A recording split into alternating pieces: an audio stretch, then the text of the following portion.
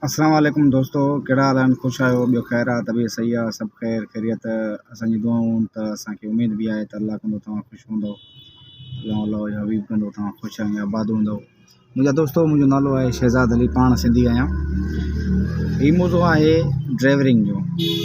जेके मालिकिन नई ड्राइवरी सिखनि पिया या ड्राइवर बीहारे करे ऐं महीने ॾेढ खां बाद में पाण थोरी सिखिया वठी ड्राइवर खे मोकल ॾियनि पिया, चवनि पिया इहा पघार या तनख़्वाह वग़ैरह असां बचायूं। एक्चुअली इहा मामूली ॻाल्हि न आहे, वॾी ॻाल्हि आहे। ख़ुदा रा वॾे हिकिड़े नुक़सान खां पाण खे बचायो।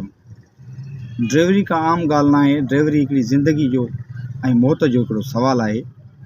जेके ड्राइवर ड्राइवरिंग करनि था त आम ॻाल्हि न आहे, वॾी हिकिड़ी अहमियत आहे उनजी, वॾी हिकिड़ी ॻाल्हि आहे, उनजो दास्तान आहे, हिकिड़ो वॾो ज़िंदगी आहे हिकिड़ी ड्राइवरिंग जी।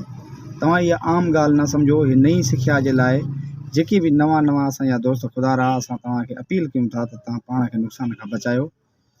हथ ॿधी करे असां अपील कयूं था, हथ ॿधी करे अपील कयूं था त तव्हां पाण खे बचायो। ख़ुदा रहा ॿिए खे बि नुक़सान खां बचायो, पाण खे बि बचायो। ख़ुदा रहा सिर्फ़ु सिखिया वठो। अगरि सिखिया नथा वठी सघो त तव्हां ड्राइवरी बि आहियो। मसइलो न आहे ड्राइवरी छा आहे बाबा? ड्राइवरी त ड्राइवर कंदो, तव्हां ड्राइवरी सिखियो त पोइ बि मसइलो न आहे।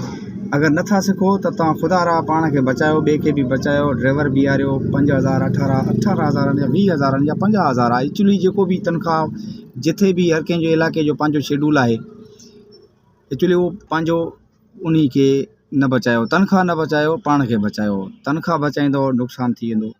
नुक़सानु कंहिंजो न थींदो, मुंहिंजो न थींदो, ॿिए जो न थींदो, तुंहिंजो पंहिंजो थींदो। तुंहिंजो, सिर्फ़ु तुंहिंजो मुंहिंजा दोस्त, तुंहिंजो जेको तूं ॾिसें थो न, तुंहिंजो नुक़सानु थींदो मुंहिंजा भाउ। ख़ुदा रहा पाण खे बचायो, पंहिंजी गाॾी खे बचायो।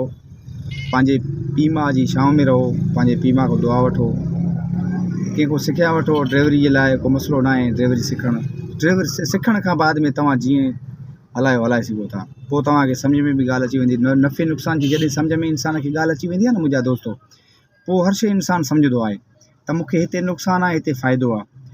एक्चुअली तव्हां पाण खे बचायो, ड्राइवर खे तव्हां न कढो।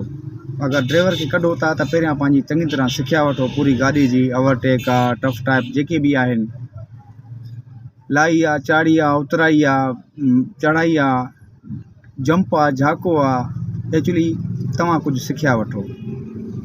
मां पंहिंजा इहे लफ़्ज़ वठी मां मोकल वठंदुमि। अल्लाह हाफ़िज़।